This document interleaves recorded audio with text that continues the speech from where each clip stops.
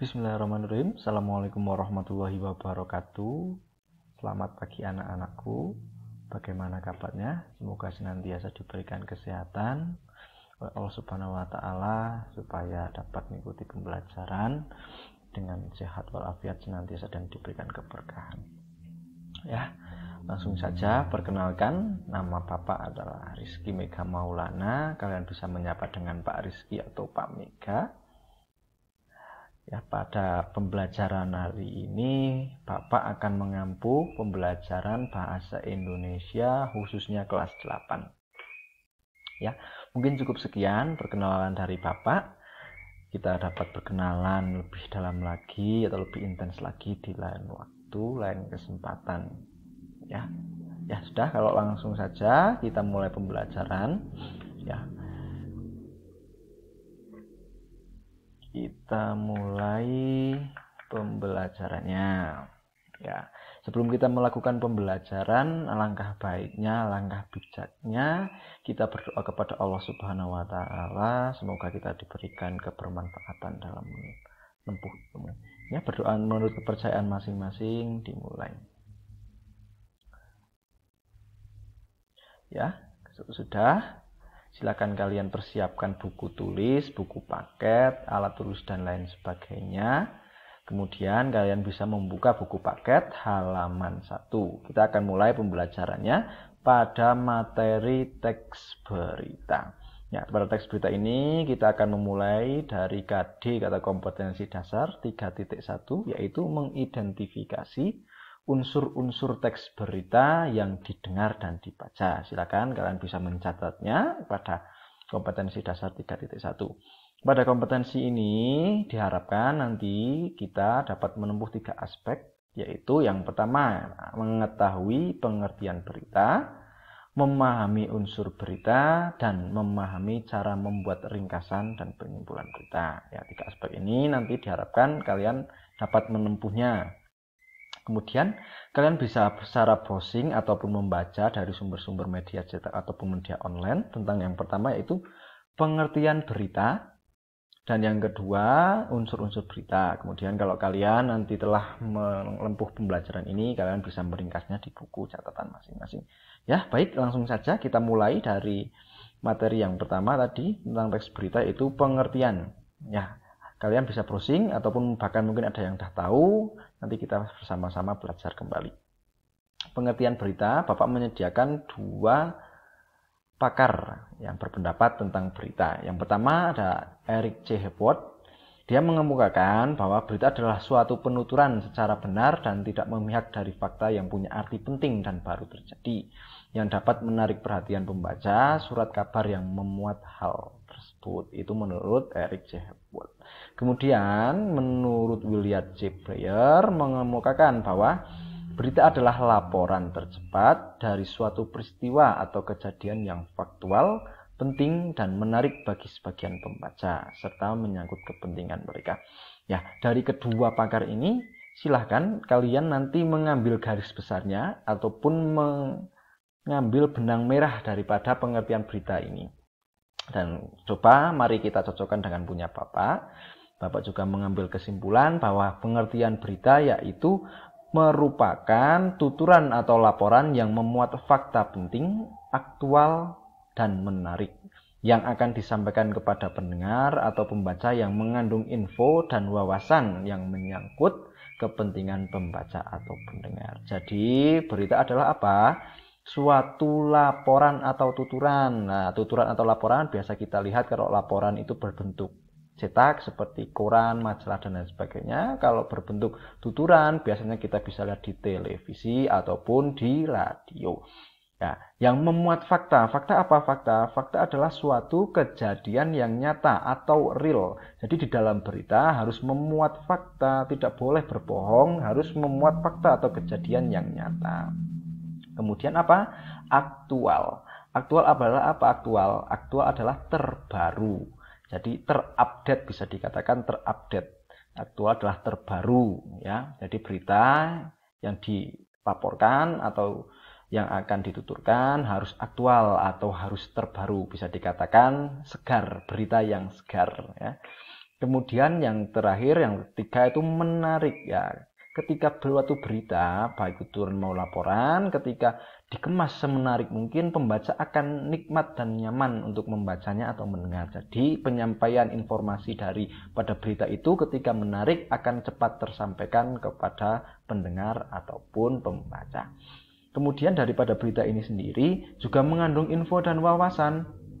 Ya, jadi berita tidak hanya sekadar tuturan dan laporan semata, namun juga mengandung info dan wawasan. Contoh, kalau mengandung info pasti seperti ada berita tentang kejadian misalnya bulan purnama atau kejadian meteor jatuh, itu kan mengandung info, tepatnya misalnya pada hari apa, bulan apa, di mana, itu kan mengandung info. Dan juga wawasan, tidak hanya sekedar info saja, juga ada wawasannya, yaitu pendidikan, di mana berita juga menyajikan pendidikan atau wawasan, seperti semisal ada berita tentang otomotif, ada berita tentang tata buka, ya pastinya memberikan wawasan tentang dunia otomotif dan juga dunia tata buka. Itulah pengertian daripada berita. Ya, jadi berita adalah suatu laporan yang mengandung fakta penting, yang aktual dan juga menarik yang disampaikan kepada pembaca atau pendengar, yang mengandung info dan wawasan. Ya, sudah paham sampai sini? Kalau sudah paham, mari kita lanjutkan. Ya, di sini Bapak menyajikan, kalau tidak kalian bisa buka buku paket halaman 2, itu ada berita yang nanti silakan kalian baca. Ya, itu ada berita berkaitan dengan lebaran ataupun kemacetan di Pelabuhan Merak. Ya, kalau sudah baca, mari kita bersama-sama klasifikasikan ya. Bapak membuat tabel di sini, yaitu pernyataan dan unsur-unsur berita.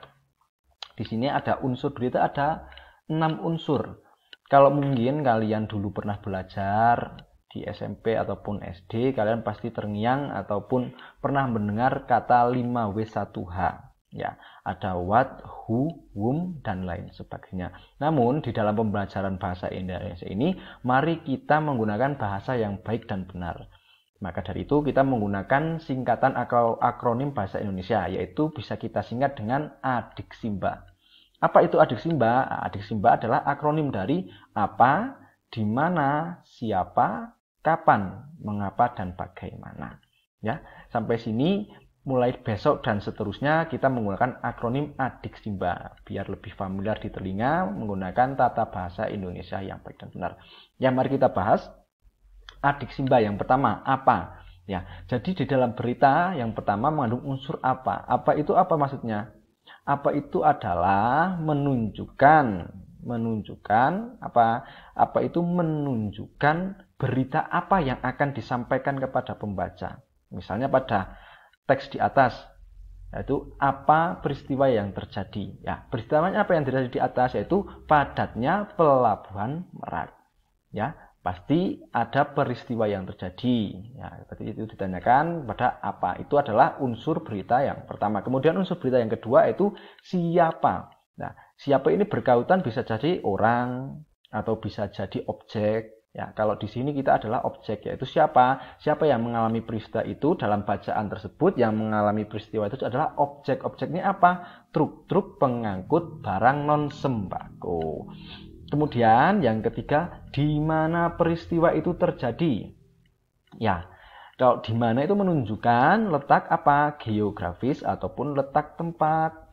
Nah, pada bacaan di atas atau berita di atas, di mana peristiwa itu terjadi, letaknya tepatnya di Pelabuhan Penyeberangan Merak. Ya, jadi itu menunjukkan sebuah area geografis ataupun tempat. Kemudian yang keempat yaitu kapan peristiwa itu terjadi. Nah, kalau kapan itu menunjukkan berkaitan dengan waktu, bisa saja jam, bisa hari, minggu, bulan, tahun, dan lain sebagainya yang menunjukkan peristiwa kapan terjadi. Nah, kalau pada berita di atas yaitu 10 hari menjelang Lebaran, tepatnya hari Sabtu tanggal 15. Kemudian yang kelima, mengapa? Ya, kalau mengapa kan ada sama saja dengan alasan. Alasan terjadinya sebuah berita atau alasan terjadinya sebuah peristiwa yang disampaikan dalam berita.